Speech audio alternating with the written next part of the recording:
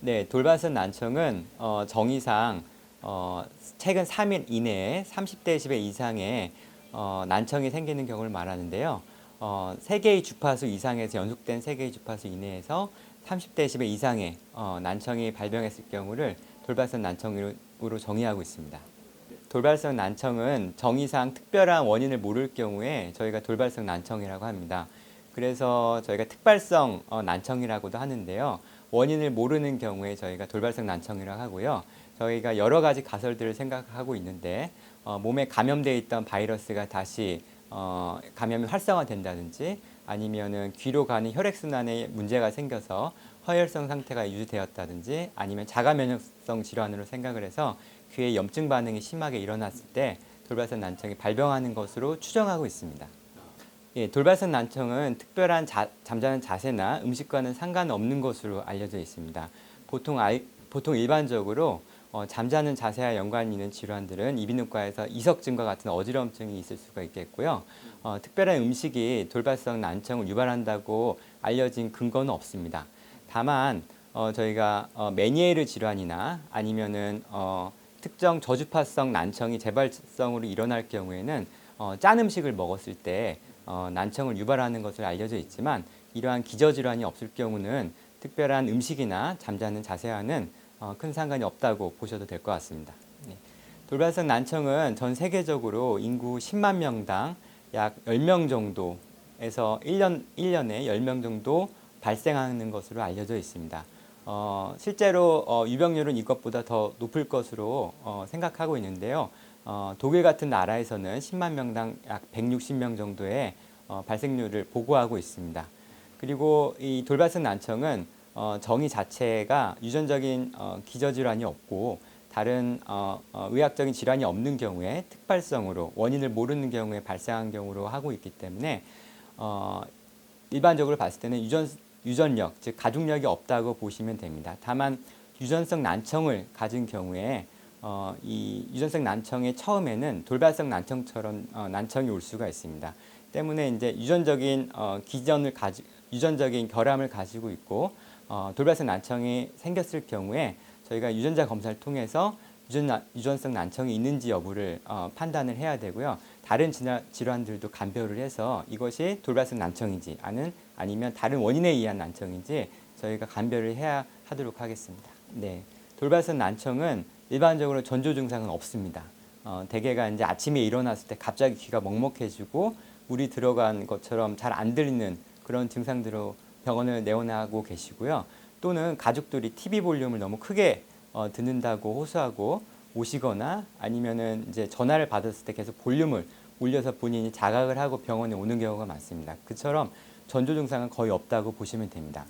다만 이제 다른 여타 질환들과 같이 동반되어 있을 경우에 청력이 귀가 먹먹해지면서 재발성으로 먹먹한 증상을 느끼는 경우가 있는데 이런 경우는 아까 말씀드린 메니에르 병과 같이 다른 기저질환이 있는지 찾아봐야 될 것입니다.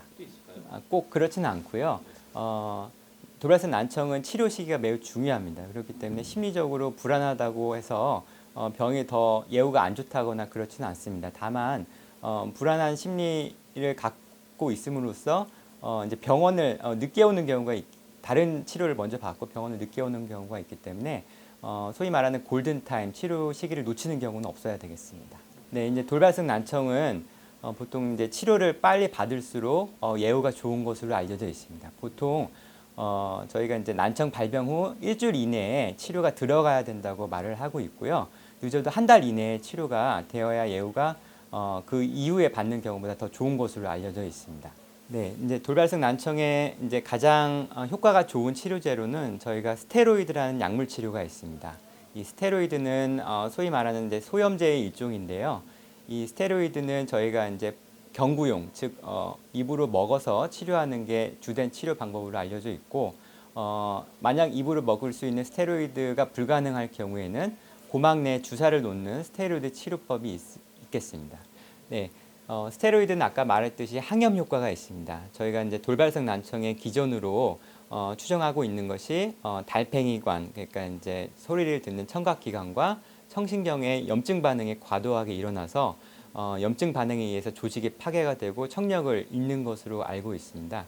그래서 스테로이드와 같은 소염제를 썼을 경우에 이러한 염증 반응을 완화시켜주고 조직의 파괴를 약화시켜서 청력을 보존할 수 있는 그러한 기전을 가지고 있다고 보시면 됩니다. 스테로이드는 장기간 또는 고용량 복용했을 때 다양한 부작용들을 가질 수가 있습니다. 저희가 이 돌발성 난청을 치료할 때는 상당히 고용량의 스테로이드를 복용해야 되기 때문에 여러 가지 부작용들을 고려해 보셔야 됩니다. 가장 흔한 부작용으로서는 저희가 이제 불면증이 온다든지 아니면 몸무게가 증가하거나 어지럼증이 생기고 또는 혈당을 꽤 높일 수가 있습니다. 그리고 보통 흔하게 오지는 않지만 이런 것들이 여러 가지 면역력이 떨어진 분들에 있어서 감염을 시킨다든지 아니면 혈압을 올린다든지 그리고 췌장염과 같은 좀 중증의 부작용이 일어날 수도 있습니다.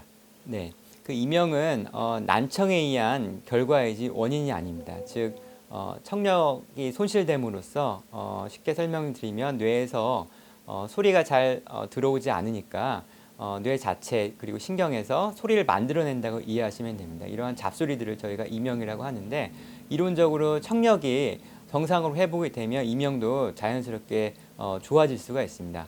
하지만 청력이 좋아지지가 않거나 아니면 일부가 회복될 경우에는 이명이 꽤 오랫동안 괴롭힐 수가 있고요. 이러한 경우에는 이명에 대한 치료를 집중적으로 해야만이 증상을 완화시킬 수가 있습니다. 네, 아직 돌발성 난청의 원인이 뚜렷하게 알려진 바가 없기 때문에 정의상 그렇기도 하고요.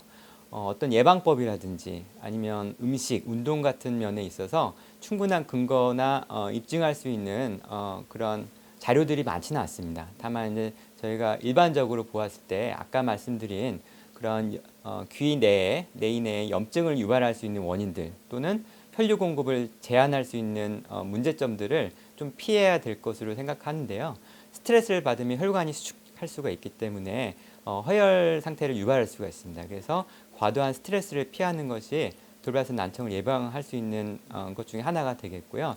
아까 말씀드렸듯이 귀는 다양한 전해질이 상당히 정교하게 이 밸런스를 유지하고 있습니다. 그래서 과도한 나트륨, 그러니까 소듐의 섭취가 귀의 청력 기능의 유지에 안 좋을 수가 있습니다. 그래서 저염식과 그리고 스트레스의 적절한 관리, 그리고 이제 저희가 잠을 잘 못 잘 경우도 역시 스트레스 호르몬이나 아니면 혈류에 문제가 있을 수 있어서 충분한 수면을 취하는 것도 환자분들께 저희가 설명하고 있습니다. 네, 돌발성 난청은 양측으로 오는 경우는 매우 드뭅니다. 만약에 양측으로 오는 경우는 저희가 다른 기저질환들을 생각해 봐야 됩니다. 유전성 난청이 기본적으로 문제가 있을 경우는 양측성으로 돌발성 난청이 올 수가 있고요. 또는 자가면역 질환을 갖고 있다든지 아니면 세균이나 바이러스 감염 등과 같이 여타 다른 의학적인 기저질환들을 저희가 먼저 감별을 해야 되고요. 그렇지 않은 경우에는 대부분의 경우 일측성으로 오고 또 재발하는 경우도 그렇게 흔하진 않습니다. 돌발성 난청의 정도에 따라 좀 다를 수 있을 것 같은데요. 저희가 이제 경도성으로, 그러니까 이제 심하지 않은 정도의 일측성 난청이 왔을 경우는 보청기가 급하게 필요한 경우는 많지는 않습니다. 다만 이제 중도 이상의 난청이 왔을 경우에 저희가 오랫동안 방치하게 되면 청각 박탈이라고 해서 귀 자체가 안 들리는 것뿐만 아니라 귀와 연결된 저희 이제 뇌 영역 부분도 같이 퇴화하게 됩니다. 그래서 이런 박탈이 일어날 경우에는 언어 인지 능력, 언어 이해도가 떨어질 수가 있기 때문에 늦지 않게 보청기를 통한 청각 재활이 필요하다고 볼 수 있습니다.